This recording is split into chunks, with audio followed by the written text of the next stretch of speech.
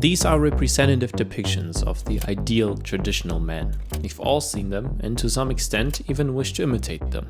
In pop culture, art and education, individuals are confronted with images that convey specific values regarding gender roles. And these expectations not only influence men's self-perception, but also affect their social relationships and mental health. The Manosphere, an online group of men that promotes traditional gender values, promotes its objects as well. However, there is a great deal of irony and almost a certain adorableness in how they often fail to live up to the standards of the aesthetics of the Manosphere. Great ass. Goes out with that loser Patrick Bateman. What a dork.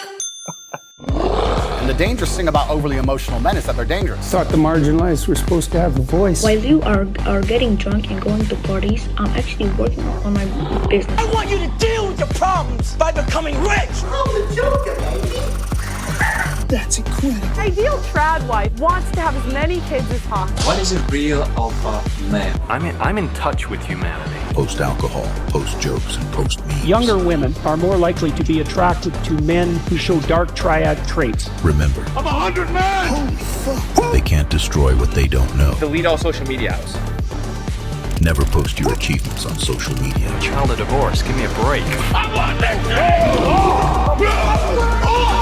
I'm gonna destroy all these fucking pieces of shit. We could basically cut this video short and say everything that fits the cliche is the aesthetic, right? Muscular, rich, smoking, drinking, tattooed sunglasses, womanizer. But what makes this topic so interesting, in my opinion, are the deviations from this ideal image compared to these male icons from pop culture who have a rougher, more authentic appearance. Alpha males of the Manosphere often appear more groomed, superficial, staged, and cleaner. They are basically just playing dress up. I think it's none of your business. I don't want you to think I'm triggered by you. I'm not. Okay. I saw somebody say that and I think that's interesting. I think you're annoying, but I'm not triggered. And everything they wear is tighter than spandex. Also, look at the colors. Or the patterns. The intent is more Patrick Bateman-esque than rough, dirty Clint Eastwood-esque. And even then, Bateman's character presents himself as an upper-class yuppie. These men fail to even mimic that style due to their misunderstanding of how different classes present themselves. They want to appear rich, but lack the aesthetic understanding of how the rich actually look like. That looks cheap, not expensive.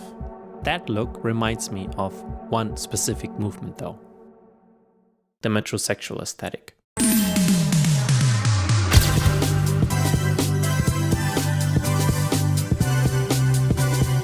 Men are now getting in touch with their feminine side. The term metrosexuality was coined in the 1990s and describes men who challenge their traditional gender role by emphasizing their individuality and sense of fashion. Kinda ironic. The careful self-presentation could be seen as a desire to put themselves in the spotlight, to be desired and recognized. A game of pretend. They want attention and validation.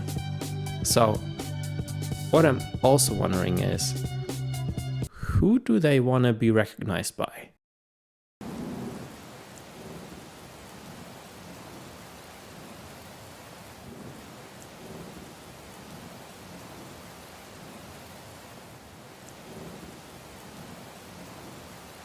That's gayer than gay sex.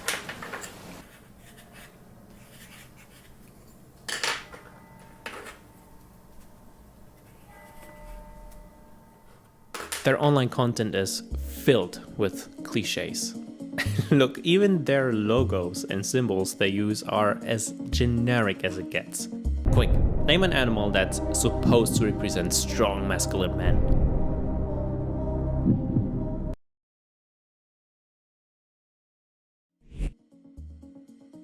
Okay, maybe less cliche? Even less?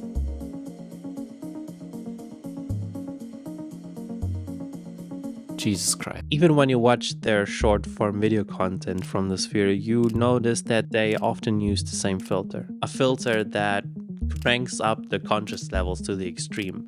I think this is meant to convey intensity, roughness, and a masculine aura. But they just can't help themselves. Sometimes there is even a blur filter added, giving them like flawless skin.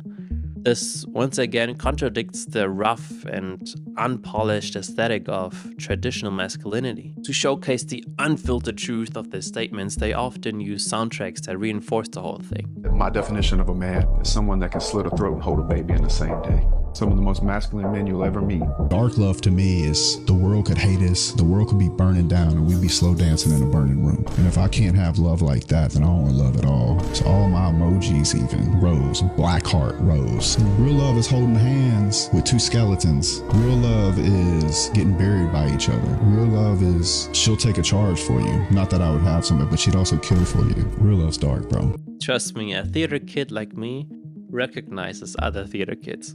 By the way, when you see this setup right here with these text overlays and that filter, you know that you're watching a podcast with the greatest thinkers of our time.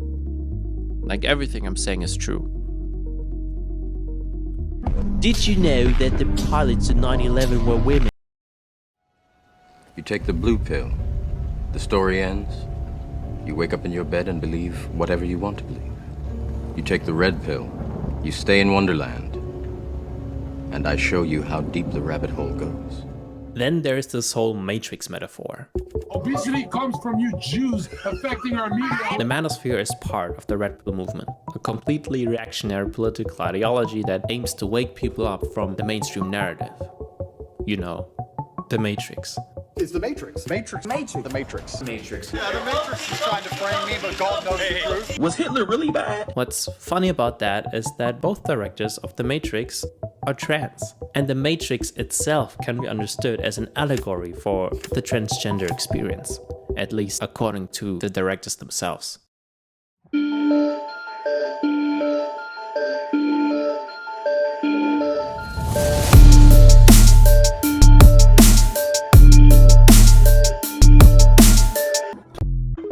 Men in the sphere tend to idolize figures from pop culture. Besides classic alpha male characters like John Wick, Thomas Shelby, Bruce Wayne, or Ryan Gosling, so-called edgelord characters enjoy a special appreciation, especially among incels. Edgelords are characters that stand out for their provocative, violent, rebellious, or nihilistic behavior, like Tyler Durden, Patrick Bateman, Homelander, Travis Bickle, or Joker.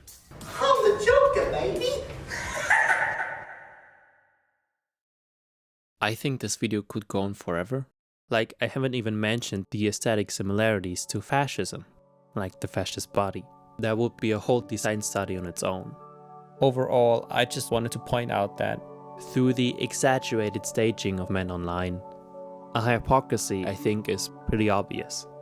Standards that of course cannot be maintained. And I'm not saying like we should throw out all ideals. A strong, healthy body is important. I'm just saying, why don't we men just start questioning these expectations a bit more? Like, why do we even associate certain values to our gender identity? The people who they admire, respect, adore, revere, honor, whom they imitate, idolize, and form profound attachments to, whom they are willing to teach, and from whom they're willing to learn, and whose respect, admiration, recognition, honor, reverence, and love they desire, those are, overwhelmingly, other men.